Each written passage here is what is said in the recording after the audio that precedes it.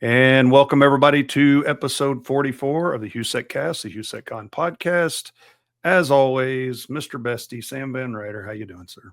I'm doing fantastic. How are you doing? I'm good. We're matchy-matchies today on the show. We are matchy, but that was on orders of our higher power, right? Of our producer, Lauren, Lauren. Yeah. She was not going to let that fly. I get it. Well, hey, man, got another great podcast today. We got Robert R. Snake Hansen, Managing Director of Grossman Ventures and the host of the R. Snake Show, and so much more. If you're in this business and you've heard of Slow Loris, you've heard of any of those, he's like the father of a ton of different attacks. Found a lot of vulnerabilities over the years. Good friend of the show and of the conference because we're giving away his book. We show it a few times on there. So yeah, it's going to be cool to have him, huh? Always fun discussions. So yeah, looking forward to it. And he's in his cool studio, so you'll get to see his paneling and stuff. He's got a great studio in his house. It's fantastic. So, all right, well, let's jump over there. And Sam, we have got Mr. Robert R. Snake Hansen here with us. How you doing, Robert? Excellent. Thanks for having me on. Yeah, absolutely. I like that background, man. That's in your home studio. Yeah, it's you got my essentials back here and the refrigerator and cigars over there. It's like I was gonna say, it looks like it's time for a cigar and a glass of bourbon. It looks like a lawyer's office, kind of, with that dark paneling. So yeah. Well, man, thanks for joining us. Really appreciate it. I think Sam and I have both known you for a long time, but it's cool to have you back on here. You are going to be coming to speak at HOU.SEC.CON this year again too. That is the rumor, if I can get the dates right. You're committed. You're on the website, I'm pretty sure. So you have to be tell here. him what dates he's speaking. Yeah, we'll work that. I got it all confused. And I'm like, oh man, I'm sorry, I can't make it. And he's like, what? And then you're like, oh no, I'm actually going to be in town that day. Yeah, you Googled our site instead of went out and just going straight to the site. So, yeah. We'll talk about your talk here in a little bit, but it is cool to have you back because you spoke at the very first one way back in 2010. I sure did. So we've got kind of an anniversary year this year, 15-year anniversary. We're bringing back a bunch of our original speakers. So, so cool to have you. That was a fun one, if memory serves. I think the Chinese military wasn't super happy with me, but whatever. Hey, nothing like coming out of a lot of us out here. It's unfortunately that's nothing like coming out of the gate with our first conference to piss off the PRC. So, well, we're gonna get into that here in a little bit. Before we talk about your book. We've got a lot of good stuff to say about that. Great. And no, that is not where I ended up reading. That was just a bookmark that I made. I've got through this stuff. It's good stuff. Before we do that, we will talk about HOU.SEC.CON. We'll give everybody an update, and then we'll get into your book. So, Sam, let's talk HOU.SEC.CON. So I'm going to talk about HOU.SEC.CON user group, and then I'll let you talk about HOU.SEC.CON, Sam. So if you're listening to this, the HOU.SEC.CON user group at Neutrality Data Center in downtown Houston, which is free to go to, is tomorrow, June 26th, with Anthony Castano. I say if you're listening to this on the day that it comes out. If you're listening to this 3 weeks from now, it is not tomorrow. But if you're listening to this to the day it comes out, it is tomorrow, June 26th. That is free to go to. Just please sign up so we know how many people are coming so we can get enough food. So Anthony Castano will be there. If you're watching this, then it's going to be July 31st with Leonard Koopman. So be sure to get on and signed up for that one. Again, this is monthly free. Please sign up. Great conversations. We get 50, 60 people there every month. So it's a lot of fun. So come in and have a good time with us. Now, Sam, what's going on with HOU.SEC.CON? Yeah, well, tickets are up, right? And if you're listening, tickets are going to go up in a few days. So July 1st, tickets are going to go to $100. So go get your ticket now. And then again, we're going to raise them again on September 1st to $125. Still great value and everything, but you're going to be better if you can buy them early and save a few bucks. And so make sure you get your ticket. Go get your ticket. Also, very important, the agenda will be up soon. We're finalizing that. So we're very close to getting that posted. And so if you're watching this on video, then the link will be in the show notes and you'll be able to go check out the agenda. Fantastic agenda this year. Super, super excited. So it's going to be a lot of fun. Yeah, man, so many great talks submitted. It's crazy. All right, now everybody's up to date with HOU.SEC.CON. We are going to be talking about Robert's book, AI's Best Friend. So before we get into it, Robert, I want to tell everybody that if you are at HOU.SEC.CON, Robert's going to do a book signing. So go make sure to go to his talk, and then you'll go after that to get, I think that's how the schedule is going to work. And you'll be able to get, we'll have a book signing there. You also can get a free signed copy. You get a chance to win a free signed copy if you go sign up on the newsletter for CYBR.SEC.Media that we just started. Go get signed up on that. I think we've got about 5 of those left. So get that signed up, and you will get a chance to win one of those. Robert's doing that for us as well. So we appreciate that, sir. Yeah, no problem. So now that we're getting your book sold, tell us about your book. It's kind of a complicated book. It's not very hard to read, fortunately. I think it's pretty accessible, but it's very different than every other thing I've ever written. Like, it's always very technical, and this is not very technical. It's more how to think about hallucinations and the alignment problem with AGI. And it starts with what is intelligence? Like, what do we think of when we think of intelligence? And so I give the example of my former business partner, James Flom.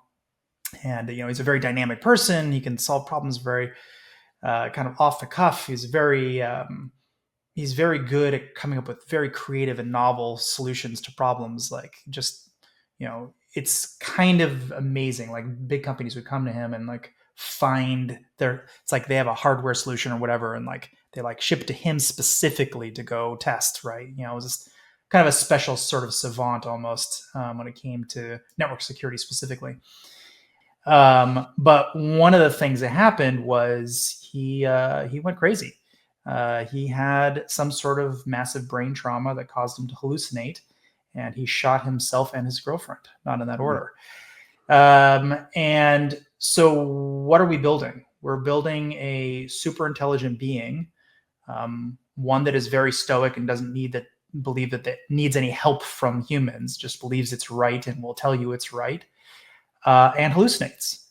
And I give a lot of examples on how this can go terribly wrong. And like, these are real world examples in many cases, but I also give some sort of like, here's how it could very easily be weaponized and turned into other things. And Yeah. It's a pretty complicated book, but I think it kind of flows nicely as you get through it. It's not inaccessible. It's not one of those things you have to be a security expert to get through. And what I've found, at least one very, very large, in fact, NVIDIA's biggest customer requires that all of their AI team read it before they're allowed to work on AI.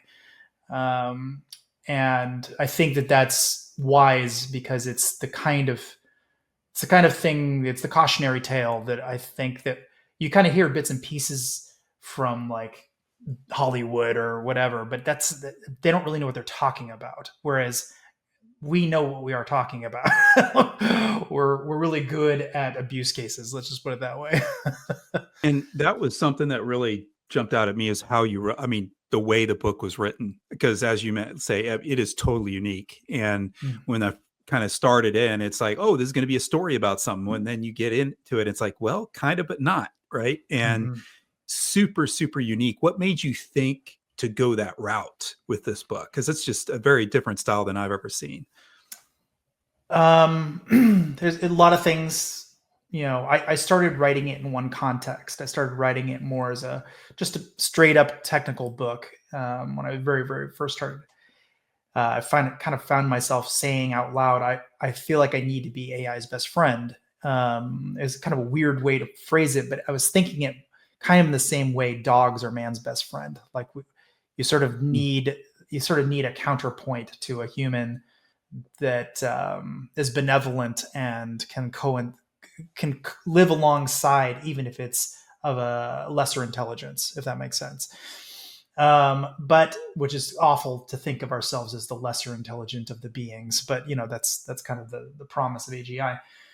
But then when James died, there was a lot of things that kind of happened around that time period. I just learned tons about hallucinations and kind of like the gaps in my knowledge about him. Somebody I knew very well, right? And someone who's a human who I could theoretically relate to on every level, but I couldn't. There was this one little software glitch that was going on that just made him completely different than the normal human being. And I started writing it, and my editor, I probably spent more on editing than I'll ever make on the book, by the way, just to give you some context. We're trying to make up for that. Yeah, I mean, if I break even, I'd be surprised, but whatever. It's not really about that. He basically said, I needed to understand the story about James. Like, tell me what happens. I gave him the whole story. He's like, Robert, this book is written all wrong. Like, you need to write this story, write that story, because that's way more compelling about why you're so freaked out about hallucinations than anything else you could have written. And I didn't agree with him at first, hemmed and hawed for a while, but then I realized he was right. So I completely rewrote every part of it. I think one chapter survived. Everything else was rewritten. Oh, wow. So this is definitely a massive version 2 than my original design of the book, but I think it's a better book. Yeah, it read, like, to your point, it was easy to read. It is, I'm not blowing smoke. I mean, very engaging. Every piece through it. I especially like the part where you described where you were trying to create life and then rolled that in. Yeah, twice. That was, I mean, honestly, it took me a little bit. I was like reading through it. I was like, okay, well, I get where he's coming from creating life. Cause I mean, we're kind of trying to do that with AI or AGI. I understand and it took me a little bit to wrap my head around where you're going. But then when you finally led there, I was like, okay, this makes perfect sense as to the complication of trying to get something that we can relate to and not have it freak us out, even though it does still freak us out but it's not what is it? The uncanny, uncanny valley. It's not like you're staring at something and going, those eyes aren't quite right, but it's the same way because I know it's not from your book, but from Justin Hutchins' book, where he talks about how we always thought about how artificial intelligence was first going to be really difficult. It wasn't going to be able to understand us at all or relate to us, but it was going to have these physical attributes to look just like us. And actually, it's the inverse of that has really happened, at least from our perception point. So I do think that a lot of those, again, just from our initial perception, people think that this thing is done the way it understands us and we can understand it. So I think it has been largely successful. I've also seen how it's getting worse, like recently, especially some of the big, like ChatGPT, where it's doing weird things, not just hallucinating, like how it just talks to you. It's getting more odd in a way. And I don't know if that's something that's going to fix itself after it gets trained better, or I don't know what your thoughts there. But. Yeah, not in the true cognitive sense that we think of when we think of humans, but I don't think it matters. I think like that's always been a red herring to me. Like, people are like, well, it's not going to be the same as humans. It doesn't need to be the same as humans. It just needs to outthink. And I don't mean think there's a lot of words that are overloaded in the English language. And I think anyone who's smart enough will understand what I mean when I'm saying it. I think that humans are as much machine as machines are machine. And we have a set of programming that we follow. And things can look awfully human to humans. Like, you look at the clouds and you start saying, I see a person laying there. I see a kid chasing a ball or whatever. You start anthropomorphizing all kinds of things. And so it's not a terribly large leap to me to think that I could create software that'll convince somebody that it is real. Someone, that it is real. So if I can do it for one person, then I can probably do it for more than one person. And if I can do it for more than one person, then you can see a path that I could get it to a huge chunk of the population that will not be able to tell the difference. Yeah. And even so, it doesn't matter if it just out processes us in areas that it finds important, like survival. Even if it doesn't believe in the sense like humans believe in a species or believe in faith or believe in family or love or anything, and not that kind of belief, but just programmatically or following a series of steps in that sense of belief, it doesn't matter how smart or dumb the thing is. Like, it's going to outthink us in areas that are dangerous, and that's the problem. One thing I heard the other day, just wait before we jump. One thing I heard the other day is LLMs hallucinate 100% of the time, not 5% of the time, 1% of the time. It's just that the 95% of the time, the hallucinations are in our favor. And I think that that's probably the most prophetic way to just explain why I'm concerned about hallucinations in AGI. Well, I think we need to take a longer break because I got to process that. Yeah. And I think I'm going to need to get a glass of that bourbon too.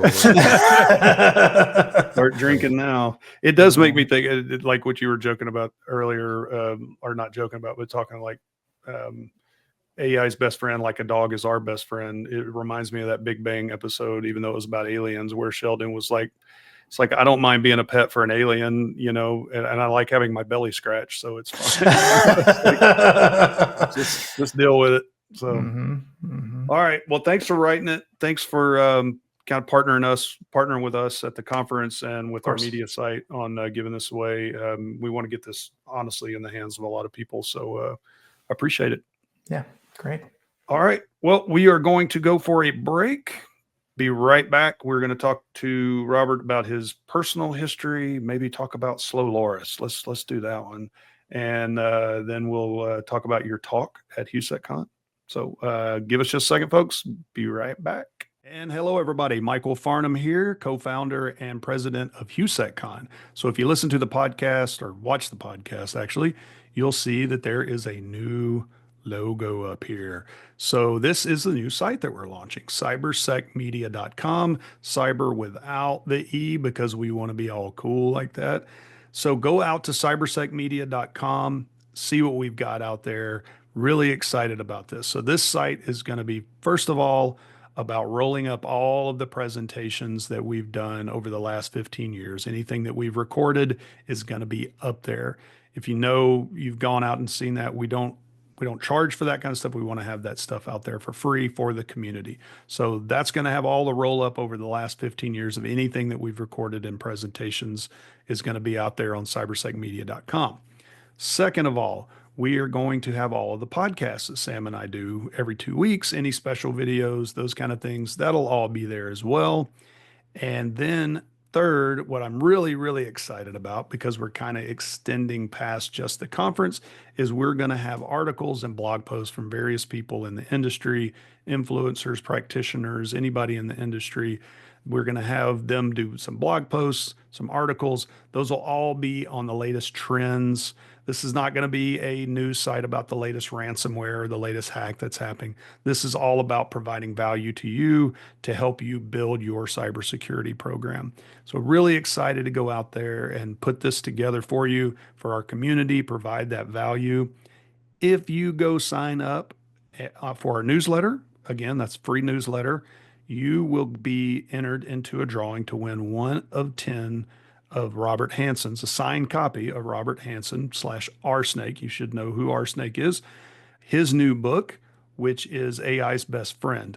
You'll get a chance to win 1 of 10 of those signed copies of that book. So go sign up. Please join us for what we're doing with CyberSec Media. Very excited about it. All about the community, giving you value, giving you access to a lot of great talks and a lot of great content. That's what we're about here at HOU.SEC.CON. So see you there. Go sign up. Thanks, everybody. And we are back. Hope everybody enjoyed the break. So, Robert, what caused you to be the criminal that you? No, I'm joking. No, I mean, in all seriousness, I think a lot of people know that you've got not a 100% clean background on some of this stuff. We don't have to dig into those things. I think a lot of people that got into this industry did some things that maybe we shouldn't have done. Know quite a few of those people. Oh, We don't have to get into that. We don't have to admit anything. Hopefully, most of that's off your Well, fortunately, I've been in security long enough that that's all statute of limitations. statute of limitations, buddy. Statute of limitations. We're good. No, but seriously, kind of what got you into this? I know you've just got a massively curious mind. I've always known that about you. I've always admired that about you. Just kind of what brought you into this to make this the way you use your curiosity, if that makes sense. Well, I guess there's lots of ways we could answer that question, but I think I was just a very well, I can credit my dad, I think, a lot with it, because he's the very first person who ever handed me anything on hacking. It was a book called Secrets of a Super Hacker by the Nightmare. And I had watched war games and, some of the, sneakers and that kind of stuff. I might be getting the dates slightly wrong, but you know what I mean? All that stuff was coming around either before that or around that same time. And I guess my friends were all miscreants. And so I just kind of like fell into the idea. Like, I wasn't really doing anything that bad, but I certainly wasn't like stopping them or whatever. And so the very first thing ever that I wrote was a Trojan horse to steal people's passwords at Chico State. The very first thing I ever broke into on my own was a bank. It was one of the very first banks online. Turned out they had very, very weak authentication system. And so I got started real early. But the thing is, back then there was really no way to monetize like there is now. Like you'd have to use someone's credit card and send yourself something. And, there's all kinds of reasons that's stupid. So, for all the bad things I did, I really never made money doing it. It was just sort of for fun. You know what I mean? Like I was like, can I do it? Clip into telephone poles and make free phone calls. Like, yeah, but I didn't have anyone to call. It's not like I was, sitting on the phone for like 10 hours on someone's bill or something. Like, I was a nerdy kid. Girlfriend for 10 hours. I mean, and even if just like, there was no sense in doing any of that, except as you said, I was very, very curious about, is it possible? And if it is possible, what I could do with it if I had the access. And so I was always looking for more access. It kind of sounds pretty cliche, but information did feel like it needed to be free back then. And so I was very open to the idea of, bending whatever law it took to know whatever I wanted to know. And it was only later, after I started a nonprofit called EHAP, Ethical Hackers Against Pedophilia, that I was sort of like, I'm being a bad guy during the day and I'm being a good guy at night. And like, I can't reconcile this. Like I'm saving kids and I'm also breaking into stuff. Like it just didn't make sense. You know what I mean? And so that's kind of when I turned around and I started being on the good side and just saying, look, I'm just going to focus on the good side of things. And throughout that, I mean, there's a way to be good and bad at the same time. And that's called red teaming, breaking in stuff, being a security researcher. I was able to do the exact same stuff, except now I'm all, buttoned up and doing it the right way. And there's still a part of me that kind of like, it's like, oh man, I know I could break into this. Like it'd be extremely, extremely easy. Like when I wrote Slow Loris, for instance, I definitely tested Slow Loris on every single one of my friends. Like every one of them. I'm glad I did not know you then. But, it's also at the same time, I'm giving them heads up. It's like, hey, by the way, look, I can take you down and here's how that's happening. So it's like, I'm willing to bend the law and break it in some cases, but at the same time, it's always for a better cause. And sometimes it almost bites me in the ass. Like when we did the Hack the Pentagon program, like the DOD almost rolled me up. The general almost put me in jail because one guy went too deep, I went too wide. So they gave me 31 IP addresses, and I just went like 1.9 million IP addresses or host names or whatever, and found all kinds of stuff I shouldn't find and whatever. And and to me that seems like the right thing to do, because what I'm really showing them is here's what an actual hacker would do. Like I'm not going to pretend. Yeah. And put this scope on me, these walls on me here, because and the post note on that whole thing was they actually changed the Pentagon's policy to a if you see something, say something policy, where they didn't have that before because the one guy went too deep and I went too wide. And so in many ways we've improved national security and therefore theoretically world security, if you believe in the West's way of thinking of the world, all by virtue of me being a little morally flexible when it comes to what I break into. So hey, Batman justifies his actions too, man. Well, there's a maturity too of the other side of this, right? When they don't understand what what you were target of was fear, right? They didn't understand it. You were doing good things for them, but they didn't understand what that really meant. But I think we were in a better place generally across society that we understand that these things can be. Now we need to do them right. We don't want to continue doing that in the dark and at 3 a.m. in the morning. And you shouldn't be hacking the DoD, right? But if you're part of that pen test or whatever, absolutely. Yeah, I've definitely rounded a corner in my career where everything really is pretty buttoned up, 99.99% of the time anyway. And when I am straying, it's because the way the laws are written are actually not very well encompassing of the kinds of kind of next generation thinking of how to probe the internet and think about things. I remember I got in this long conversation with this guy at the White House, and I'm like, you realize that it's not really clear whether I should go to jail for scanning the internet or not. I mean, not really. There's a lot of precedents that I won't go to jail, but not like guarantees. It's not like it's written somewhere that and I'm like, which means I was saying something like, it means like I could end up in jail if I did this. And he looked at me dead in the eye and he's like, it sucks to be first. And which I think is like, it's got to be the worst answer I've ever heard. But at the same time, I think he's right. And I think there is these weird kind of gray area. Like if an FBI agent was sitting right next to me, he'd be like, yeah, get it, get that crazy thing that you're getting or whatever. But at the same time, if I was sitting in front of a jury, I don't know how I don't know.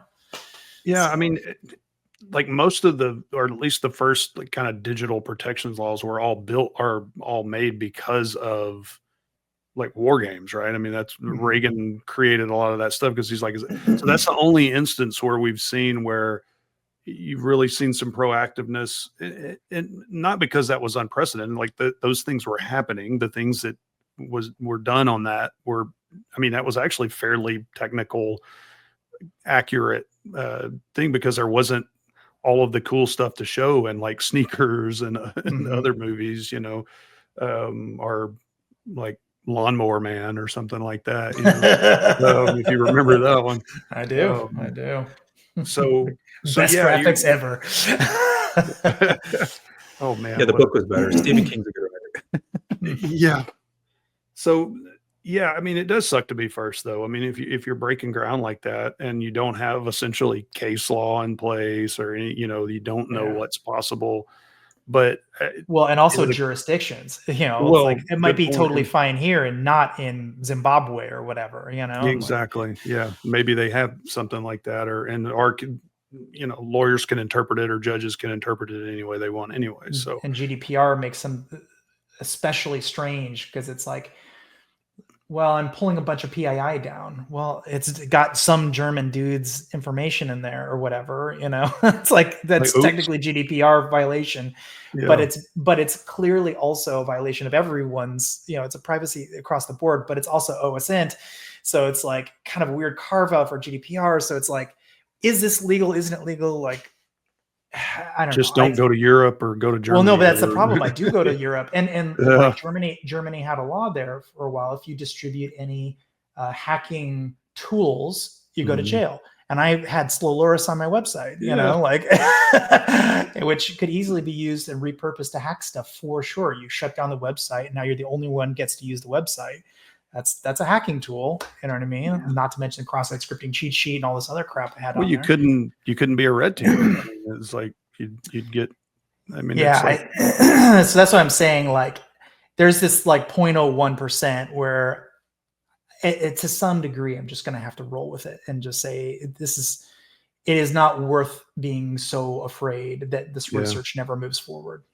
Well, I mean, and to Sam's point, is the people who don't understand it. It's like, I can't remember their names, with the two guys that had the project, and they went into a courthouse or whatever, and they technically weren't supposed to be in the court. That wasn't too long ago, because they were going to do a talk at HOU.SEC.CON. For some reason, it didn't happen. I think they had submitted and couldn't make it down. But and it really came down to the police chief or whatever, the judge or whatever, just couldn't give in, or the prosecutor just couldn't give in from a pride standpoint. At that point, it was like, no, we're going to prosecute you and do everything. If you get somebody like that, it's like my cousin Vinny judge, right? It's like, we're going to go after you.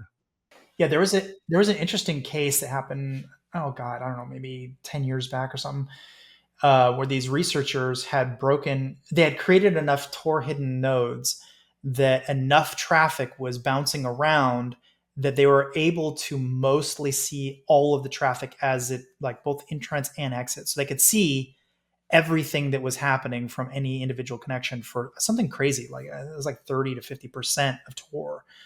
And it didn't require that many nodes to do it. And they're about to give this presentation, and like everyone started freaking out. Like, you cannot give this presentation. You just admitted to federal wiretapping. Like, that's wiretapping laws. So like you're definitely going to go to jail over this, because you've got someone in there who isn't committing a crime, and they sue you. They take you out, or you're done. And so it was sort of like, you have to bury this super interesting research. And like, I felt really bad for these guys, because I thought it was amazing research and really proved a massive problem with Tor, and it never really saw the light of day. Yeah, but it's like, you want people to know, because I do. Tor. I do. I mean, I've never been. In fact, a buddy of mine a long time ago used to say that, though, everyone's got it right, got it wrong. So they say the black hats are black hats and white hats are white hats, but really it's the other way around, because the black hats are the ones showing where all the vulnerabilities are, and the white hats are the ones trying to hide where the vulnerabilities are. I don't know if I completely agree with it, but yeah, there's some nuance to that. But yeah, that has lived rent free in my mind for a very long time. Oof. Oh. All right. Well, thank you for going through all of that. Yeah, super interesting, obviously, from all the personal history that you've got. Let's talk about your talk, your presentation. So what are you gonna go over? Give us a high level. Okay.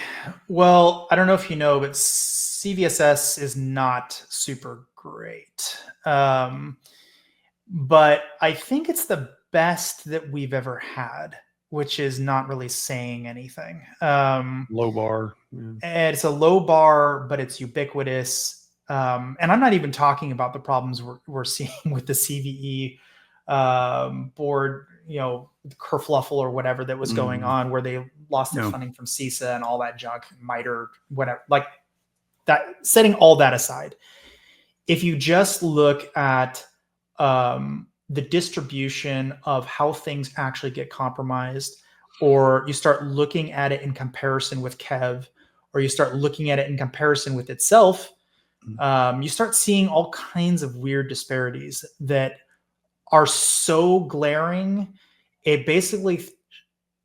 casts doubt on the entire system. And I'm not saying I'm the only person who's ever done any of this research before, but I think I might have done the most comprehensive research.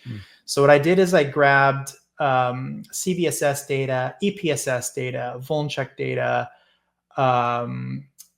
CISA-Kev data, and one or two others. I'm spacing on them now. And I started putting them all together to kind of like see how they map and how they line up or whatever.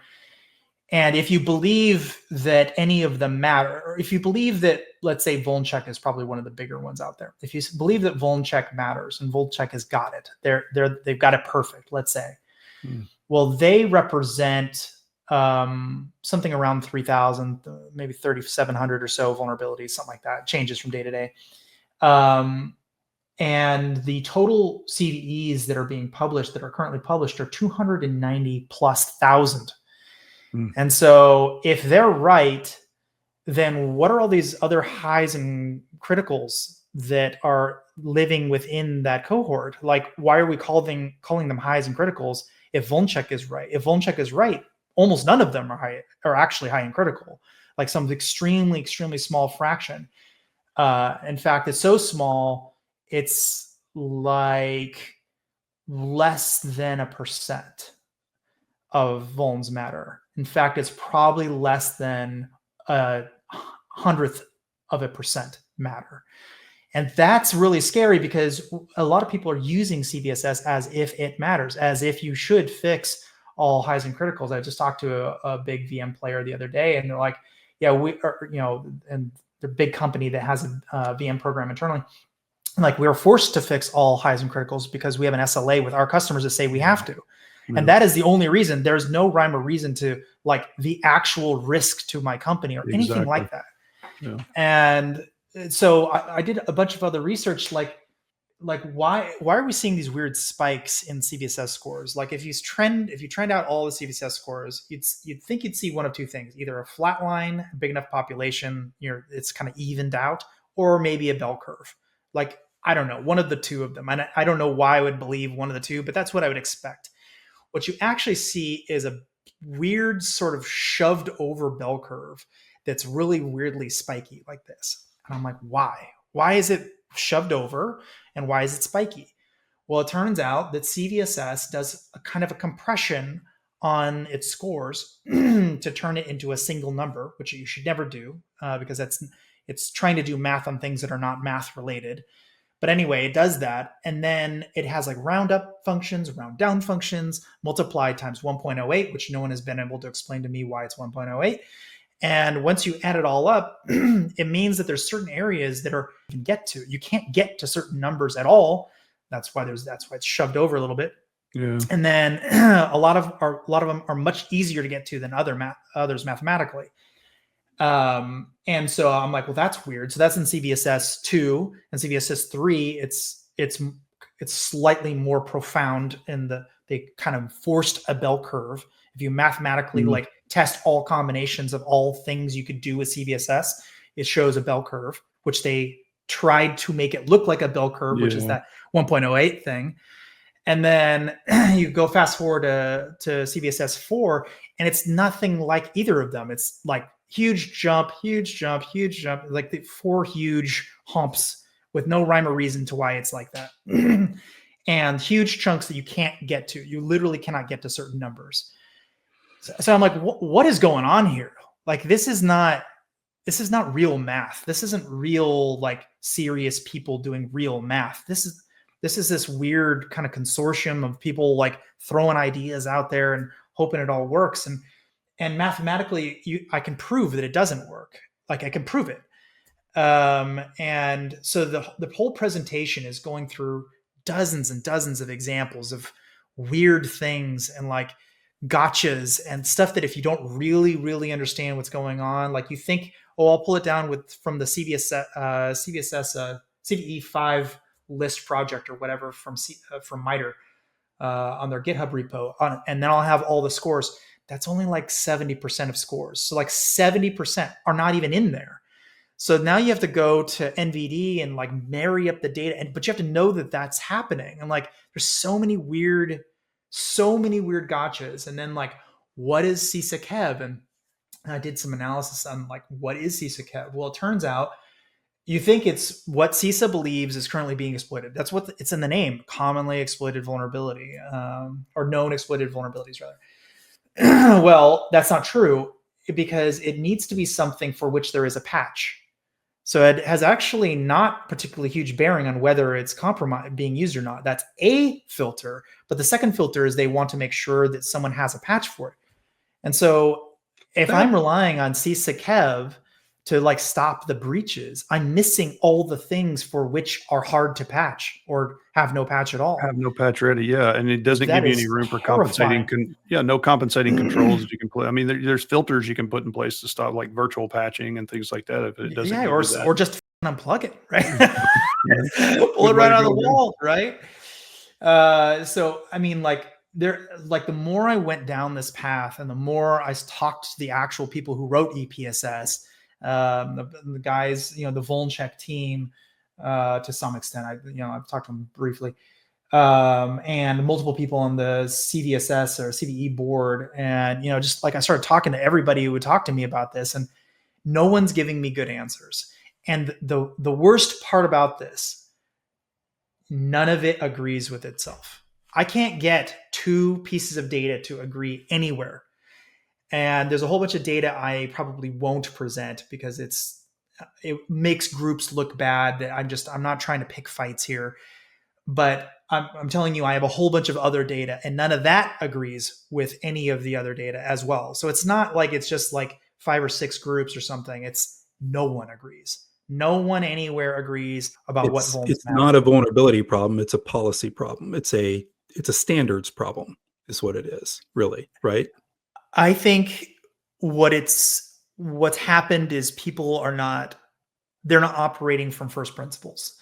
They're bringing in a bunch of ideas, and those ideas aren't necessarily bad ideas. So I don't want to throw a bunch of shit at everybody involved in this, but the ideas are not fact.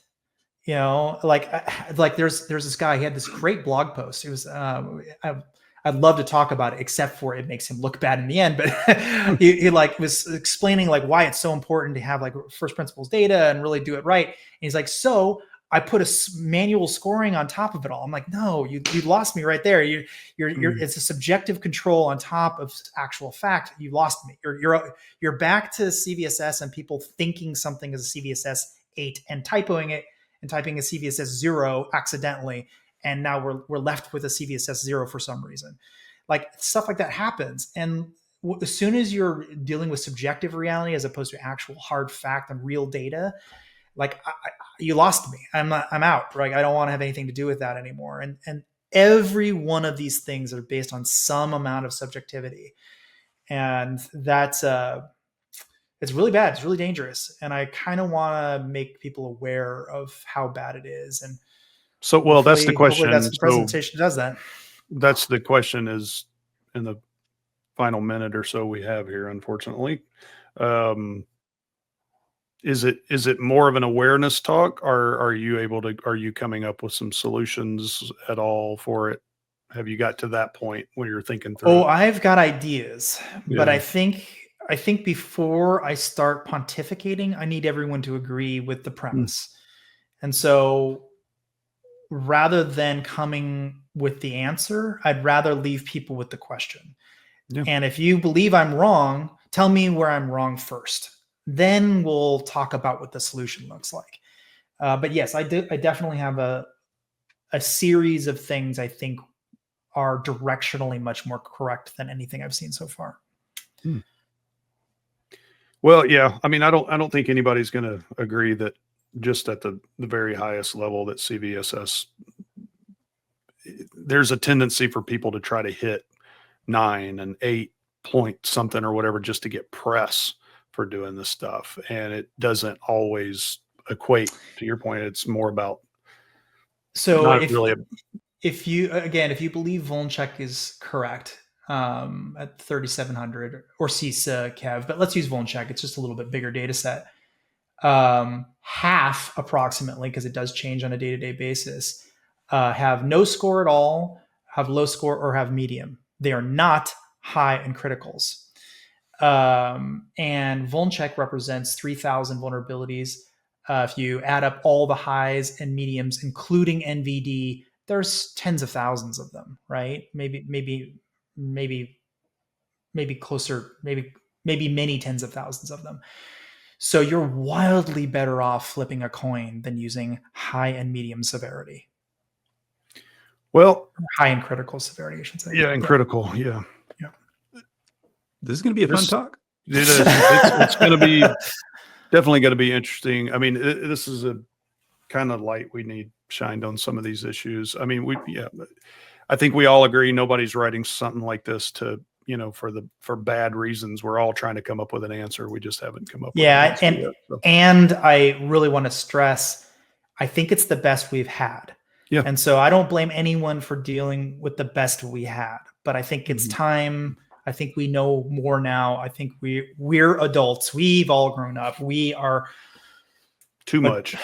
We're business people now, and business people have to think like the board thinks, and we can't be dealing with stoplight, InfoSec, high, medium, and low, or ABC. I'm not going back to grade school, my friend. I see this as a good thing. I mean, we've had conversations on here about, the professionalization of our industry and getting to a point where we're talking those business things and mixing it in. So the maturity needs to happen 100%, and it's only going to happen over time. We can only iterate to get there. We'll never reach perfection, but we've got to get better. So 100% agree. Absolutely. Well, Robert, again, thank you, man. Always enlightening conversation every time I talk to you. Appreciate Pleasure. you being on here. Appreciate you coming to speak. Appreciate you partnering with us on the book. I will show it once more, and we will put links in the show notes. Click on the link and go sign up to win one too, right? Yeah, so, go get on our newsletter and get a chance to win one of the 5 that are remaining. Come out to the conference so you can get a book. Get in line quick, because we do have people miss out on books because we can only give so many books away. So get in line quick. We got a bunch of good book signings this year. I'm really excited about that. So, all right, sir. Appreciate it. Thanks for coming. Thanks for having me, guys. Absolutely. Sam, any parting wisdom? Not at all. Just I need a signed book. Is mine signed? I'm just going to bring my copy. There you go. Yeah, that's fair. That's okay. Or next time I go to Austin, I'll go visit you. I'll get you. Perfect. Sign it from. All right, everybody. Thank you for joining us with Robert R. Snake Hansen. Great conversation. Thanks for joining us on episode 44. And we're almost at a cool number 45. Not too long from now. So see you on that one. All right, everybody. Have a good one.